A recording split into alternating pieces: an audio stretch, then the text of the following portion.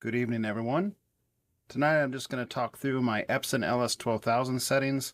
Probably getting ready to sell this projector because I've replaced it with the Epson QL3000. Before I do, I kind of wanted to share my landing place after 3 years of using this projector. Real happy with this projector. It's like a really nice one. The only reason I'd even consider upgrading to the QL3000 is it's 3 times as bright or twice as bright or whatever it ends up being. It's significantly brighter. But this is a really nice, LS12000 is a really nice option.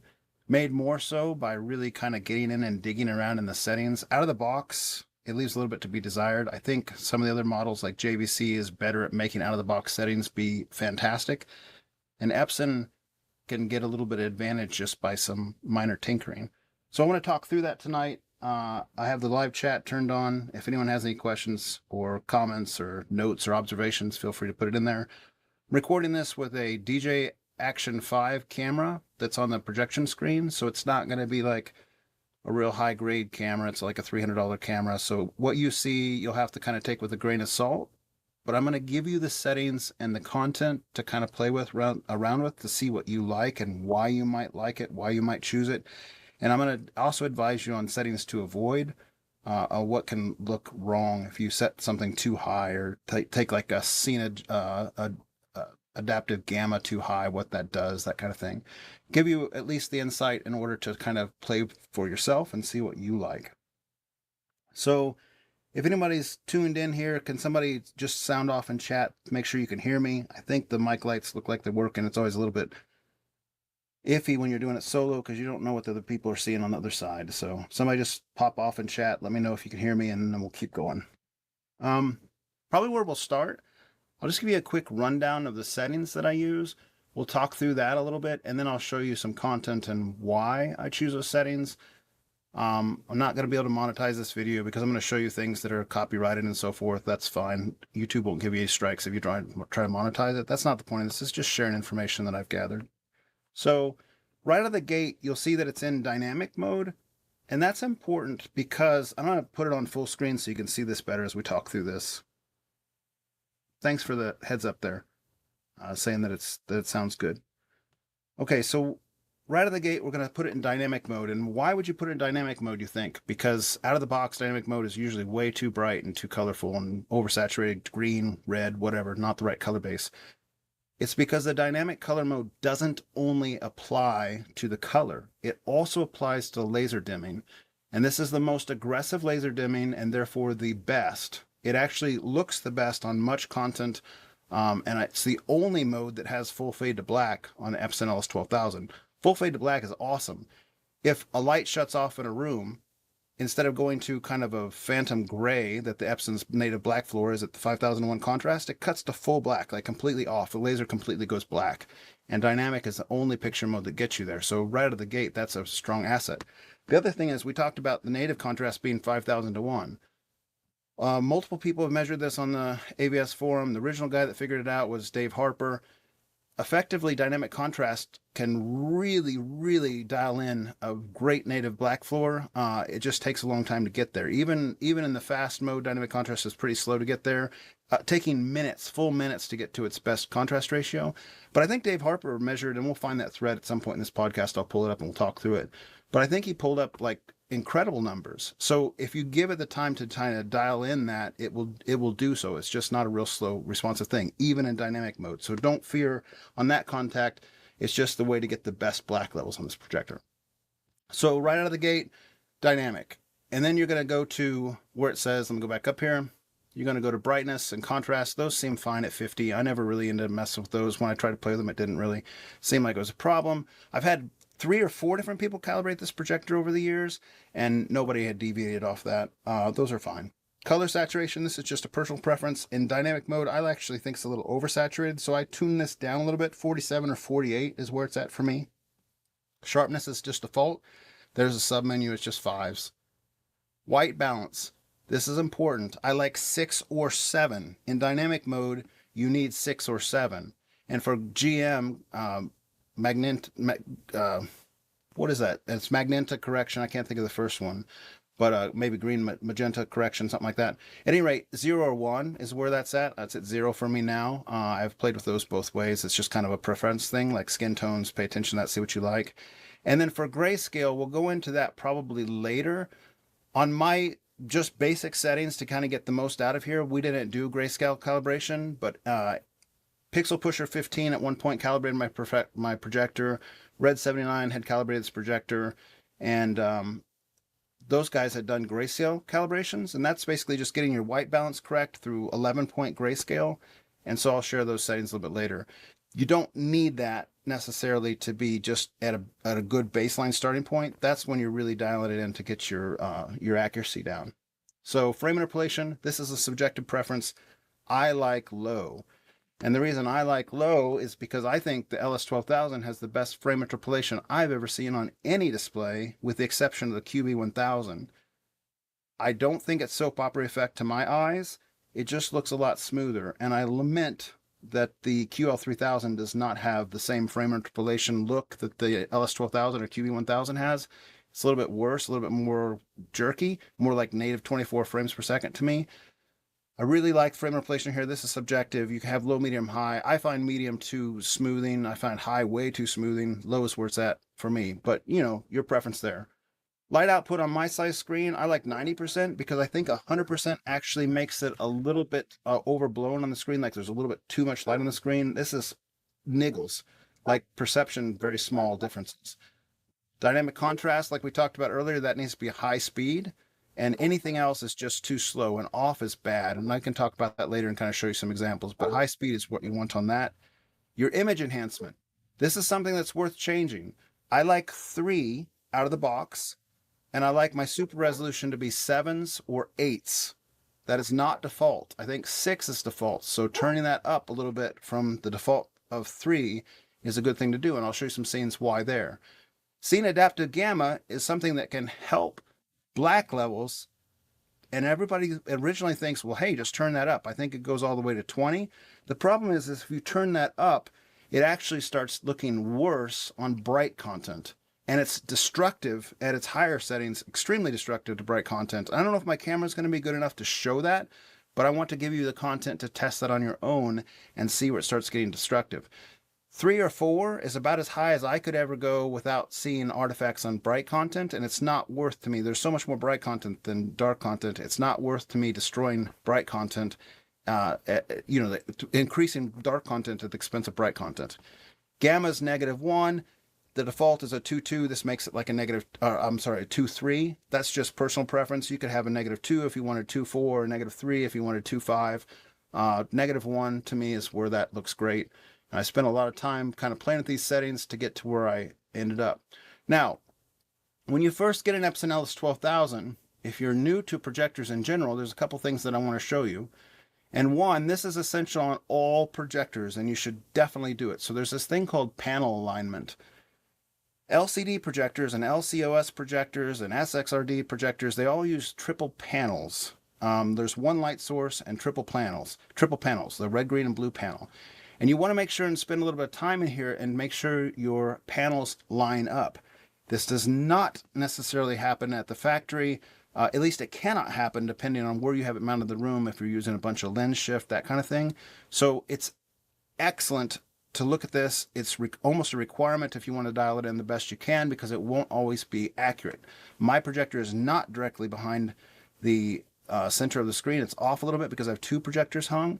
And so you have to adjust it. If it's off center especially, you'll have some adjustments to make. It's nothing wrong with your projector if you have to make these little small adjustments.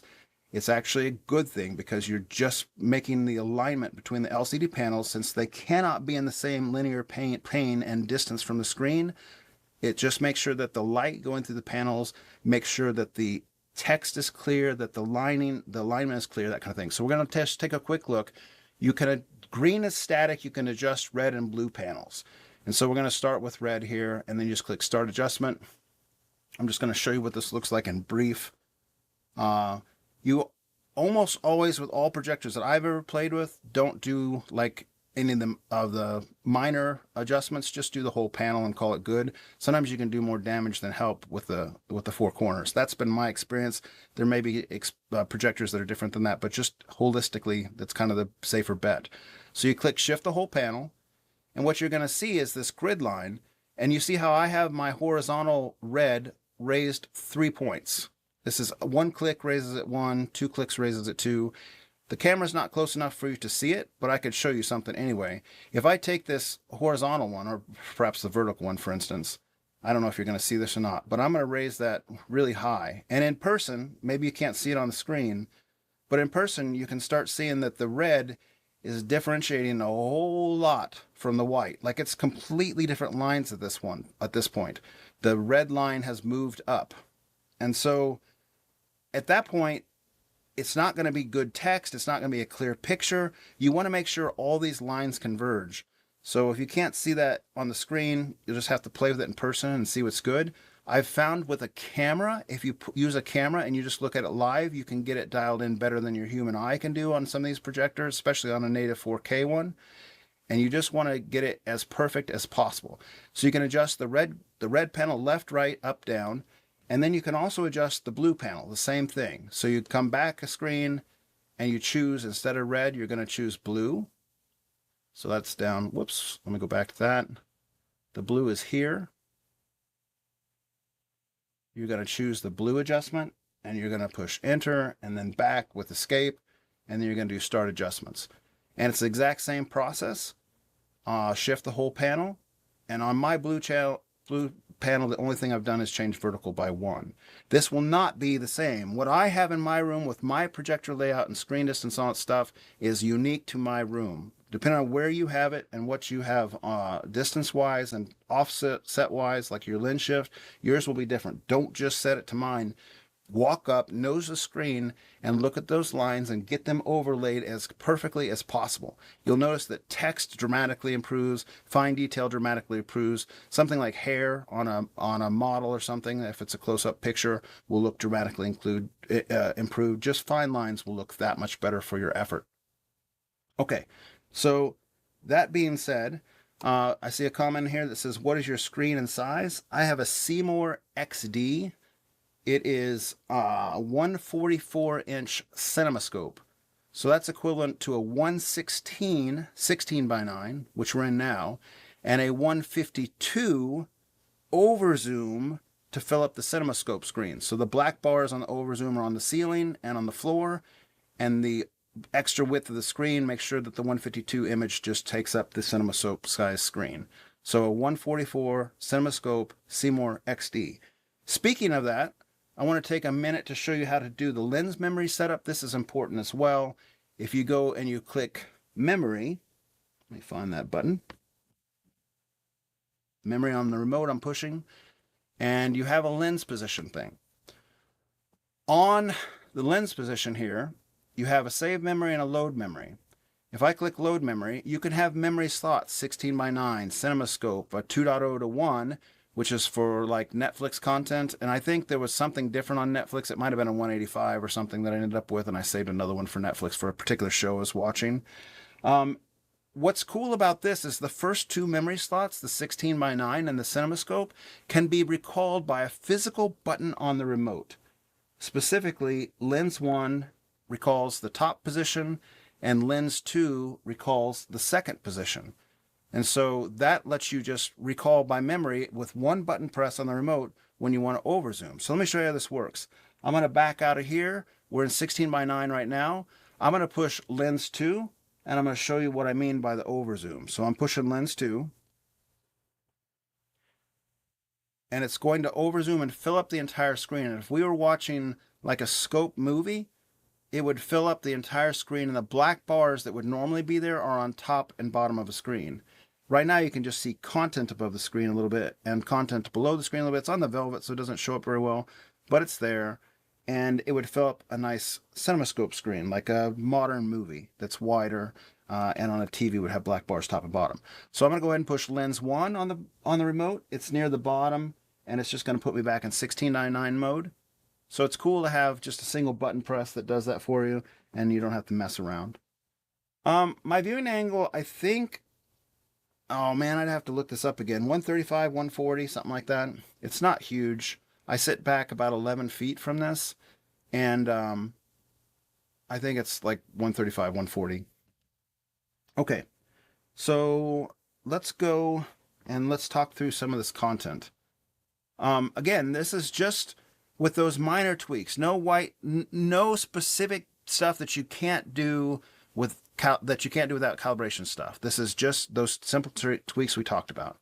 I'm going to go to the YouTube channel, and I'm going to show you some of these particular clips and why I selected them and what they mean. So the first thing is this HDR night fight scene on Gemini Man. It's really hard on this projector because it's a super dark scene. And what I want to show you is the differences in sag. I don't even know if the camera will pick it up. We won't spend a lot of time on it if the camera can't pick it up. But I want to show you what sag does beneficially, and then I want to show you what sag does detrimentally.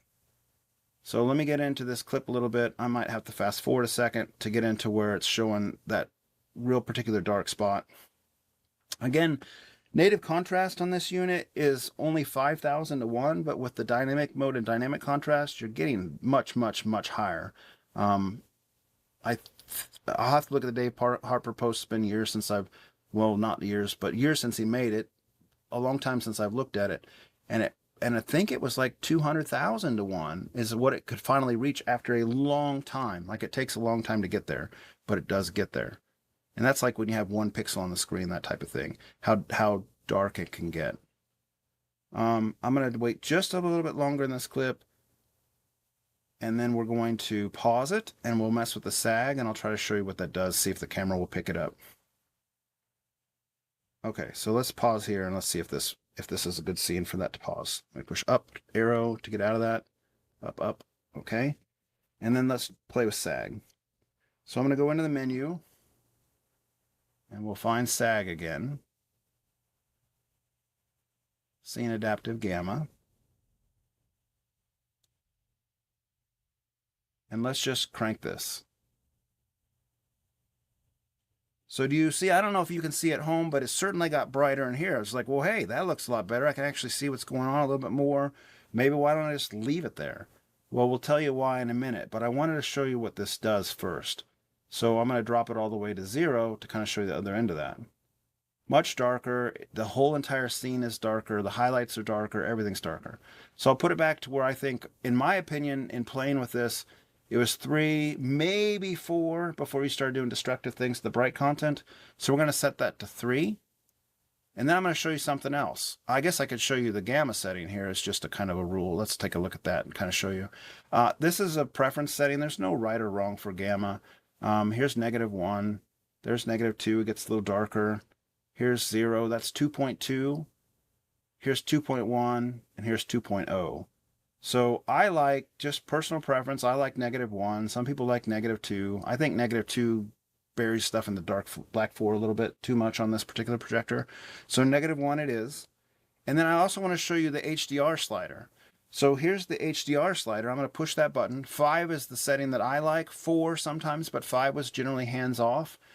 If you lower this, it gets brighter. So you see that it got brighter at 1. And if you raise it, it gets darker to where you can't even see anything at 16, or maybe the faintest of highlights in there. What this is doing is it's static tone mapping on the LS12000, and this is basically setting how much your how much it's going to favor dark content by decreasing it versus avoid clipping by increasing it. So let's say you had a bright cloud that had a whole lot of detail. You're going to get more. It might just look like a white shape without any kind of detail in it. If you turn this slider too high, like let's say you had this at 1 with a bright cloud, it might just look like a white shape without any striation or gradation or anything. But if you turn this to like 8, your cloud might look better. It might avoid the clipping in the cloud, but your darks are going to be worse in your dark performance. So I found, personally speaking, 4 or 5 is kind of a happy medium on that for most content, and for the most part, it's just hands off once you find that setting. And 5 is where mine was the majority of the time. So now we've got that. Let's talk through why that's not necessarily a good thing to increase that sag. I'm going to pick up a different clip for that particular demonstration. So I'm going to come down to this faces video.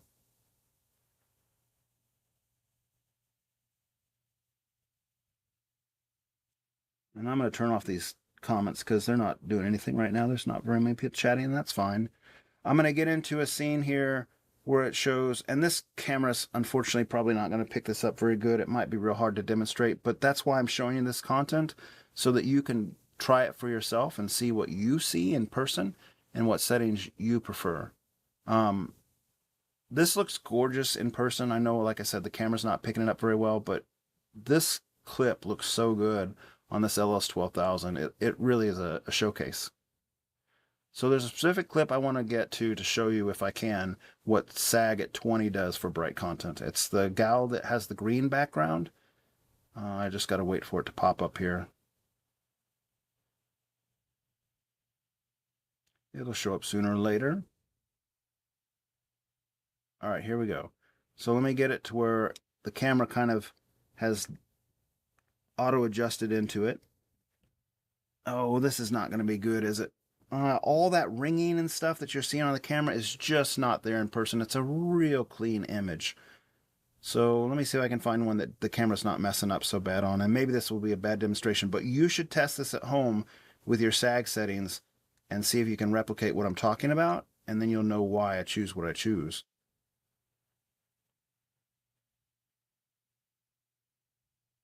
I want to get more of her like neck in there, because the more skin tone we have on the screen, like that was too close. The more skin tone we have, the more I can demonstrate that SAG setting.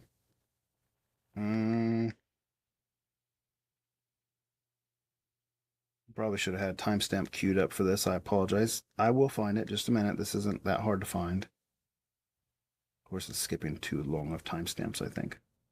Okay, let me just go back here and just push play again. So the way this reveals itself is like on AVS Forum, people share their settings. A gentleman there called XNAPPO has his settings shared, and one of the things he had kind of shown is that different people have this preference for what they think the SAG should be, and some people put this really high, thinking like, whoa, like I said, like there's no detriment. It looks really good on dark scenes to have that high, but let's show you what it does to skin tones. So again, ignore the ringing and that kind of stuff. Hopefully this will show up enough to give you a sample of what I'm talking about. I'm going to go up to Image, and then we're going to choose Scene Adaptive Gamma right here. And I'm just going to crank this all the way to 20. And what you're going to see is that in person, she gets like zombie skin, and it's not good. And the camera's just not good enough to pick it up, I suppose. But that's what you're going to be dealing with, is if you see it in person, when you turn that up on bright content like this faces, you just zombify the skin. There's weird things that happen to her skin. And even her eyes, her face, like that does not look good. Oh, I pushed back. But I hopefully could have shown something right there even. It looks so much worse in person on that particular content. Let's go back here, go back to where we were. Everything's kind of crusty contrast, I'll call it. It does not look right at all. Like there's weird shadows happening on her cheek in person that are not there normally with a lower SAG. Her hair looks like it's black hair instead of blonde hair. Her eyes look like they were covered in charcoal. It's doing real bad things. This lady's skin does not look natural at all. Here, this is a perfect right there. This is exactly what I'm trying to show you. So can you see, and maybe you can't, but in person, this lady looks like a flat out zombie. Terrible things are happening. And if you lower this down, it looks really good in person. Good. Starting to get a little bit crispy, but 3 or 4, that's as high as you'd want to go on something like this. If you go higher than that, like weird veins start popping out. It's doing something weird with the gamma and so forth. So I'm going to back out. That's why I choose the settings that I chose there. Okay. The next thing I want to show you is why I choose the sharpness settings I choose. And there's a setting called fine or fast under image enhancement. Fast is for gaming. It has less latency for like video input lag for gamers. But for normal use, I think that you want to go ahead and use fine, and you want to change your settings so that you don't get what's called mosquito noise. If you make your image enhancement settings too high, you'll introduce a bunch of mosquito noise, And if it's too low, you lose the opportunity to have a little bit of sharpness that you could have. So let's see. I'm going to go in here. There's a particular scene in here that I really like to use as a showcase. And it's about maybe halfway into the clip. I think it's a little bit before this maybe. That's one right there too. So it's right in here. A couple scenes I can show you. And this clip looks so good too. Like this is a really good showcase for the LS12000.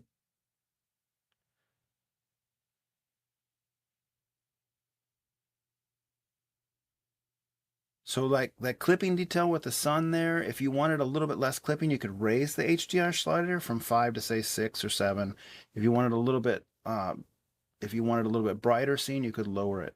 But really, this is such a good balance at 4 or 5 that I don't think there's much need to call for individually. So this particular scene right here, where it's showing this building, you'll see at the top middle, there's like some intricate tile work. If your image enhancement settings are too, and this is never going to show up in a camera, this is something you're going to have to see in person. So you're just going to have to do this evaluation for yourself and see what your scene position and what your eyes can see. But if we go into menu and you go into image enhancement, you would need a real high-end camera to see this on film. And I don't have it. You have these default presets that are off when 1 through 5, and they get increasingly enhanced. Like the sharpness is increasingly enhanced as you go towards 5, and off is no enhancement. Well, I like Epson's enhancement. Like I think it's one of the better ones out there. I like it better than JVC's enhancement. I like it because it almost initiates a little bit of a Darby effect with like maybe a little bit more shadow detail. Like if you are familiar with the old Darbys from 10 years ago, if in a low or moderate setting, they really enhance the image a little bit. And I think that's what I like about this Epson's functionality for the sharpness, is it does enhance the image a little bit. So I like 3 out of the box, out of the presets. And then I like changing the super resolution from 6 to 7 or 7 to 8, which enhances it just a little bit further and makes it look better. What you're trying to avoid is this intricate tile detail from shimmering or getting mosquito noise as it's zooming in on this scene. So if I push play on that scene, as it zooms in, those little tiles will kind of waver or make noise. Sometimes like this grass thatch at the top of that thing would be a little bit too sharp and look weird. Those kind of fine details are what you're doing to pick your image enhancement setting. And generally speaking, I want to do as high as I can without introducing artifacts. And that 3 with 7 or 8 is my preference for that particular functionality. So you can get as good of an image enhancement as you can without introducing noise. So then let's go and look at another one that I like to use for kind of dialing in image enhancement. It's just like there's a lizard at the end of this video that's called Ink Part 2 8K HDR Dolby Vision by Eugene Belsky. I'm just going to fast forward into this a little bit and show you where the lizard is and give you kind of an idea of what to check for on your own. Don't need to spend a lot of time on there again. This is something very specific for adjusting sharpness. And this also is a really good showcase of why you want to use dynamic mode, because the intro to this video is really poppy. And if you don't have dynamic mode on, you just really lose a lot of contrast. And you don't get any fade to black and all that kind of thing. So we're going to scroll into this video about halfway is where the lizard starts. And it's just close-ups of this lizard, and it's really a good sharp image to kind of compare like texture detail and if there's any noise on the lizard's body, on his scales. It looks really, really good right now. I mean, there's like nothing to complain about. And I've compared this against the JVC RS2100 so many times. This particular scene, many other scenes, side by side. And, you know, the 4x upshift, the 480 hertz 4-way upshift of the Epson LS12000, and the QB1000 and the QL3000 and QL7000.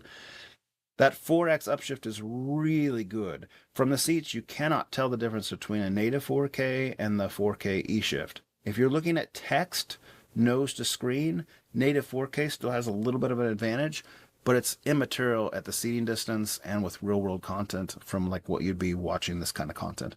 I mean, that just looks so sharp. You'd never know it's not 4K when you're watching it in person. So you can crank that image enhancements up and get a little bit more sharpness, but you introduce perhaps a little noise, a little ringing, a little shimmer, that kind of stuff. So that's what you want to avoid. I want to show real quickly. I cannot show you image enhancement. I'm sorry, frame interpolation.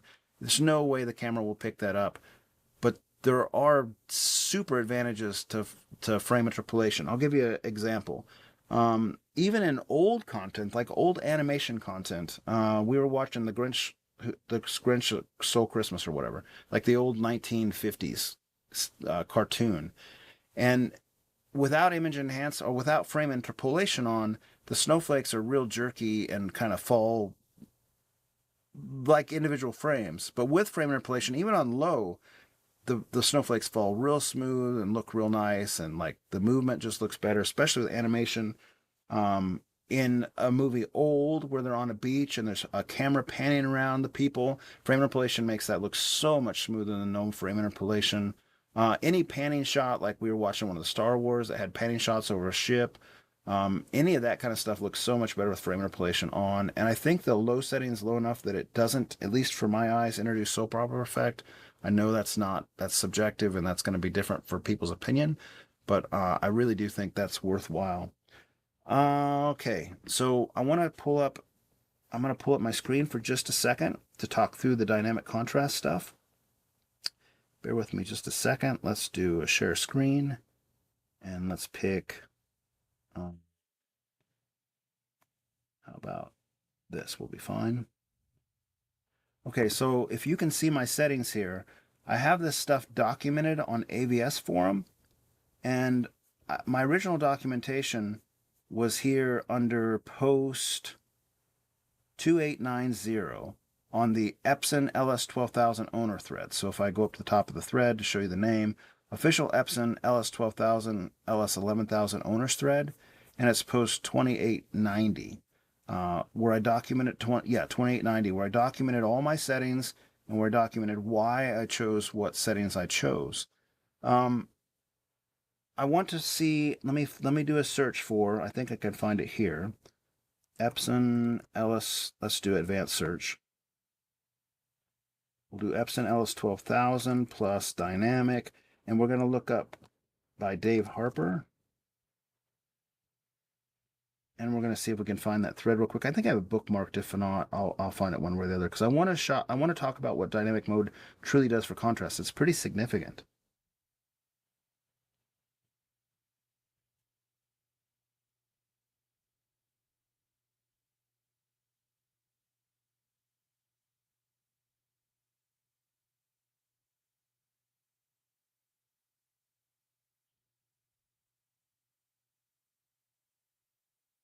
Okay, I thought I could find that, but maybe I will find it quicker in my bookmarks. Stand by.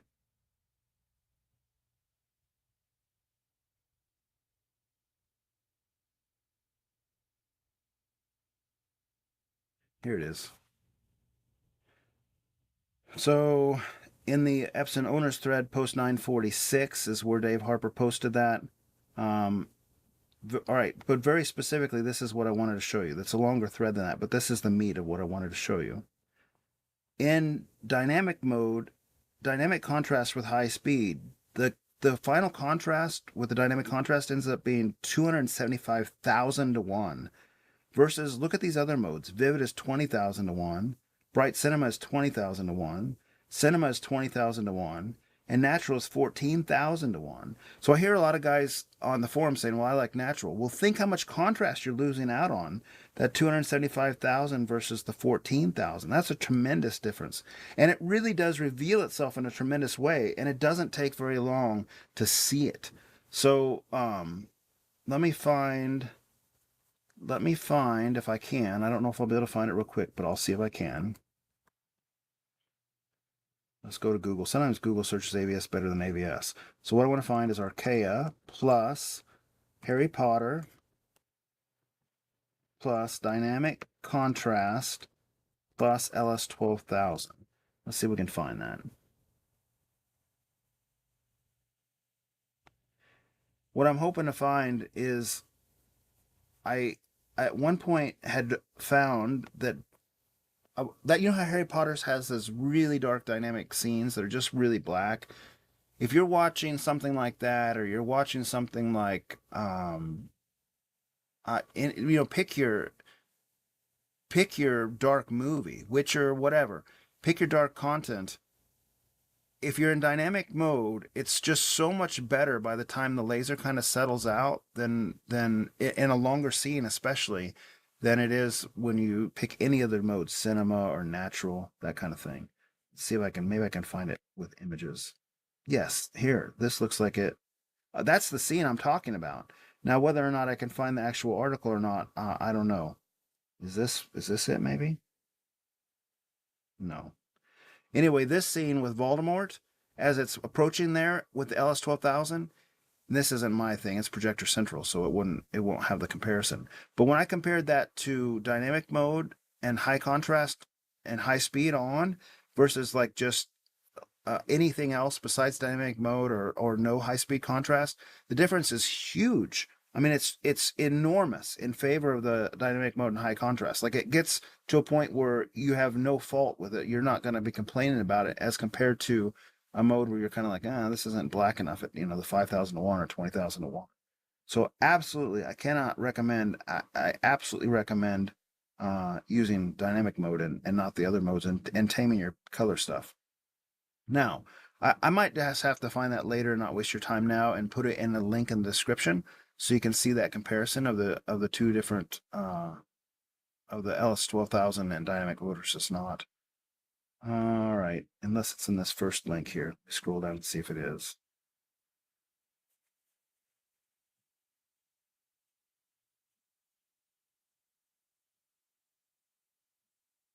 No, I wish I would have had that one bookmarked. I will find it. I will put it in the description later after this, so we won't waste any more time on that right now. I think the last thing I want to show you is Pixel Pusher 15 had given me a white balance setting with his last calibration that I think is worth sharing. So let me go into the menu here. I'm going to make my screen full again. And we're going to go into the menu. I am not using it for this demonstration, but I think it's worth at least kind of showing you what that's about. So let me go to memory first. Memory, and then we'll go to image and load memory. So we've been using my Archaea settings. The gamma calibrated was the red 79 calibration. The half C setting was a mix of my Archaea settings and the gamma calibration settings. Archaea white balance is my settings with the 11-point white balance made by Pixel Pusher. This was I tried all the different settings in the XNA spreadsheet. The two that were the best to my eyes on my system was Kevin Roach and Napo's, but I really like my settings more. Ultimately, at the end of the day, I think Napo's settings are really meant to be used with low latency Dolby Division, so it's kind of questionable whether they work without it. They seemed a little bit off to me without having LLDV. This is Pixel Pusher's specific settings that were just his settings. So SDR hot, because he knows I like a little bit more color, SDR reference, and HDR hot. But I like just my settings with his white balance was my favorite of his. So this is taking my settings and just making it a little bit more accurate for my particular system. It may not be more accurate for yours, but it's something you could try. So it's everything we talked about at the beginning of this video. And then I'm going to give you specifically the white balance settings as just something you can play with and see how that looks and compare it. So you go under white balance. And then I think on his, we didn't turn down the color saturation because he was doing the white balance. So you're going to go down here to grayscale. And then you're going to look at these adjustments. There was nothing to do on 11. It was already accurate. And then at 10, it was -1, -4, and -1. And then at 9, it was -5, 0, and -1. And then at 8, it was -10, -3, and -4. And then at 7, it was -8, -1, -1. And then at 6, it was -9, -2, -3, and then at 5, it was -5 and 0 and 2, and then at 4, it was -5, -1 and 1, and then at 3, it was 0 and 4 and 5, and at 2, it was 2 and 1 and 0, and then at 1, it was 0, 0, 0. I think only 0, 0, 0 because 1's adjustments didn't really seem to do anything. Like I think you're dealing with at that point the Epson's native black floor, and you had to adjust those numbers really high to make much of a change, and you actually hurt the black floor by adjusting them much. So there wasn't any advantage for us to adjust that bottom setting. So those grayscale numbers I just gave you are only going to be accurate for my screen in my room with my material and any kind of incidental light reflection from the room and variance projector to projector. So you can't expect them to be like a low perfect DE for your projector per se, but it might be. I mean, I've seen several LS12000s. In fact, had 2 of them in here side by side, and they look pretty close. So if you have a Seymour XD screen and your room's kind of just more of a black and your setup similar to mine, it might be something worth trying and taking a look at it, seeing if you like the way it comes together. I see another comment on the screen. MK Audio says, "Hey, MKH Audio says, are you considering going to a bigger screen?" I'm not. In my room, I already don't have room to go to a bigger screen.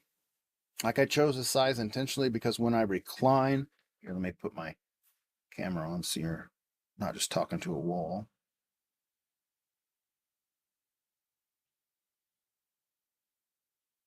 There we go. So I have it set up on this way intentionally. Let me see if I can get this to dial in. Let's look at it. How about it? Are you going to work, camera? Hello? I think it can't see me. Let me make it brighter because it's close. There it goes. When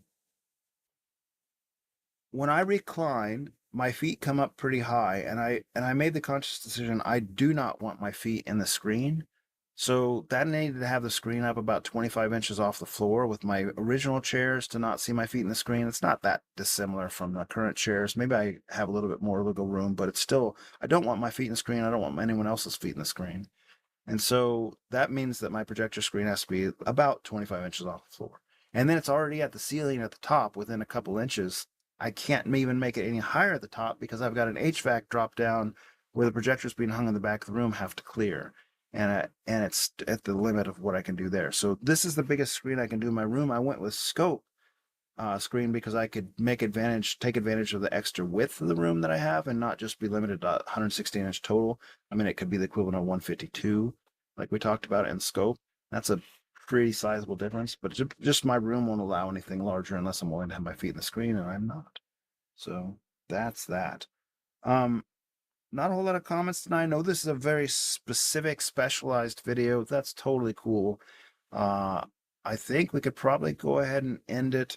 If there's any other questions, let me look at AVS forum real quick to make sure there's no other questions. So I did mention that I was dropping this in there. Maybe someone didn't have a YouTube comment, but they put it in the thread. So let's see if there's anything there. No comments there on YouTube. So we'll just go ahead and call that a night. If you guys have any questions, put them in the commentary on the video, and I'll answer in that. I'm also going to find that forum post that I talked about with the difference in Harry Potter, put that in the description as well. And thanks for tuning in. I hope this was helpful to somebody. All right, have a good night, guys. Talk to you next time.